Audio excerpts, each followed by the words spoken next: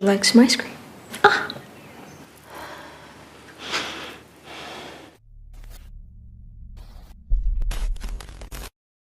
What's up brother, ketemu lagi dengan gua Canda Brew, tetap di channel kebanggaan kalian. Video kali ini saya akan menceritakan film berjudul Save Grace. Film ini menceritakan seorang ibu yang berusaha menyembuhkan anaknya yang mempunyai kelainan, yaitu menyukai terong lagi. Betapa hancurnya hati seorang ibu ketika anak yang menjadi harapannya tapi seperti itu.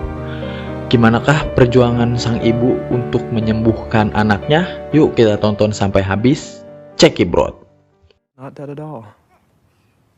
Just very. Film diawali tahun 1946. Seorang ibu bernama Barbara yang mempunyai anak bernama Tony dan juga suaminya bernama Brooke. Suatu malam, Barbara dan Brooke menghadiri sebuah pesta. Anaknya Tony diasuh oleh neneknya yang merupakan ibu kandung Barbara. Semua orang yang hadir di pesta itu adalah golongan atas, dari pejabat, ketua LSM, dan bos judi online, termasuk Brooke dan Barbara. Mereka juga pengusaha sukses. Saat itu, Brooke dan Barbara bertengkar. Barbara menganggap hubungan mereka ada yang salah. Barbara? You said that you were Steve. Would you buy me a drink? Ashwin?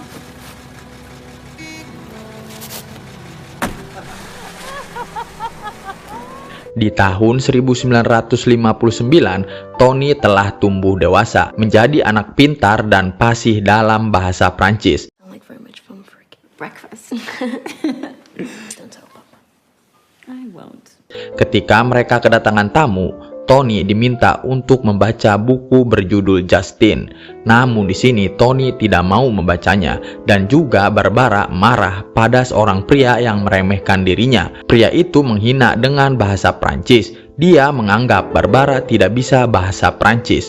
Barbara pun sangat marah, lalu mengusir pria itu. Me fucking French, you know. They tell you how to raise your... It's sick. This is... Mauvais!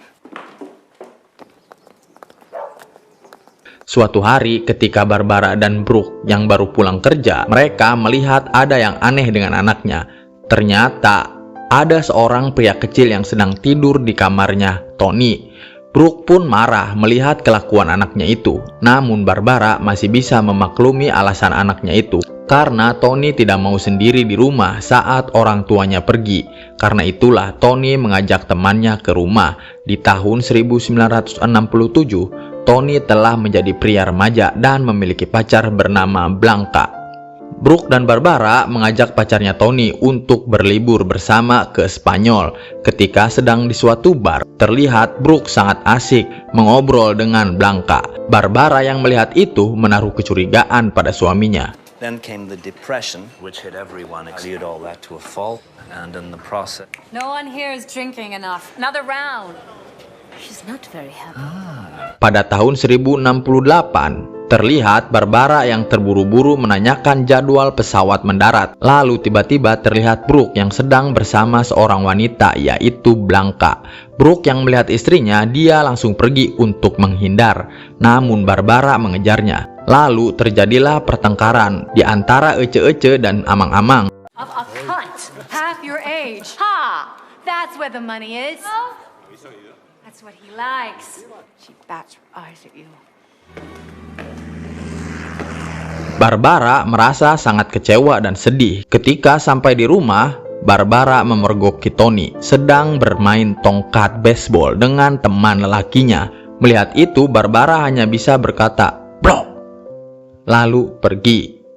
Untuk menghibur hatinya, Barbara pun menyewa seorang pria bernama Sam. Di setiap harinya, Barbara selalu ditemani oleh Sam kemanapun dia pergi. Di sisi lain, Tony yang tidak suka dengan perilaku ayahnya membuat Tony menyimpang dan menyukai Sam. Bahkan, beberapa kali terlihat mereka tidur bersama. Tapi ternyata Barbara sudah tahu kelakuan Sam dan Tony. Lalu Barbara pun memarahi Sam. "Aku membayarmu dan aku wanita. Kenapa kamu menggarap anakku juga? Padahal dia laki-laki."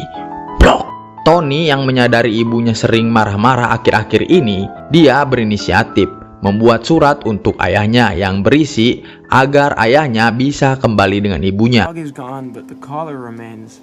Place to place. It's never gotten lost, not even one. Fear me.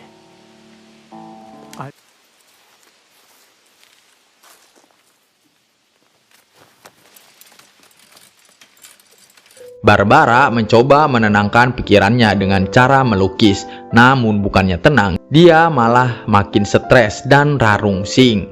Sam yang melihat itu mencoba untuk menenangkan Barbara. Karena momen dan cuaca yang cocok, mereka pun blaem-blaem. Tony yang melihat ibunya sedang blaem-blaem dengan Sam, dia malah ikut bagian dari kegiatan itu. Setelah waktu lama berlalu, terlihat Barbara bahagia berdua dengan anaknya dan Sam. Namun kebahagiaan itu tidak bertahan lama karena Sam memutuskan untuk pergi jauh untuk berhijrah meninggalkan Barbara dan Tony yang penuh kemaksiatan. Barbara yang sangat depresi, dia berusaha untuk mengakhiri hidupnya, tapi beruntungnya nyawanya masih bisa diselamatkan. Setelah sembuh dan pulih, sekarang Barbara mencoba menjalani hidupnya berdua dengan Tony anaknya. Ternyata Tony juga masih sering mengirim surat pada ayahnya, meski Brooke ayahnya tak pernah membalas surat Tony. Kemudian di tahun 1972, sekarang Barbara dan Tony telah pindah ke London. Di sini Barbara berhasil menjalani hidupnya menjadi wanita sukses dan kaya raya. Suatu hari saat Barbara baru pulang bekerja, lalu Tony bertanya tentang kalung anjingnya yang dia cari-cari selama ini. Barbara mengatakan dia tidak tahu dan tidak pernah melihatnya sama sekali. Ketika mereka berdua saat berbincang, tiba-tiba Barbara berpikir cara mengobati anaknya Tony yang memiliki penyakit menyimpang. Namun cara yang dipilih Barbara sangat salah. Dia memegang tongkat milik Tony dan memblaem-blaemnya.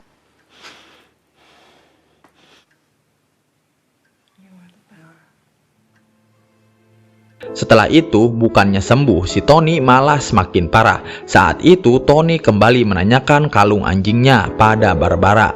Sampai-sampai Barbara muak dengan pertanyaan Tony yang selalu menanyakan kalung anjingnya. Lalu Barbara membantu Tony mencari kalung itu. Sampai akhirnya Tony menemukan kalung anjingnya itu di dapur. Namun anehnya, Tony malah menangis dan terlihat seperti ODGJ. Barbara yang melihat itu langsung memarahinya, tapi si Tony malah menuduh ibunya yang telah menyembunyikan kalung itu. Tony mulai berkata kasar dan hal-hal yang tak pantas. Barbara sendiri semakin bingung dengan perilaku anaknya itu. Suasana pun semakin panas ketika mereka berdua saling menyalahkan. You know how that toilet is? And those pieces, they just kept... Can't help I am you. telling You you. are spout. Namun tiba-tiba Tony menusuk ibunya hingga tewas. Setelah ibunya tergeletak tak bernyawa, Tony kemudian menunjukkan sikap tak wajarnya. Justru dia malah makan di samping ibunya. Dan seperti tidak terjadi sesuatu. Kemudian setelah kejadian itu, Tony akhirnya dibawa ke tempat rehabilitas. Tony tidak dipenjara karena dia terbukti mengalami penyakit keterbelakangan mental. Namun si Tony memilih bunuh diri. Perjuangan ibu yang menjadi sia-sia. Film pun tamat. Misi Pak. Ini asbaknya. 24. Oh.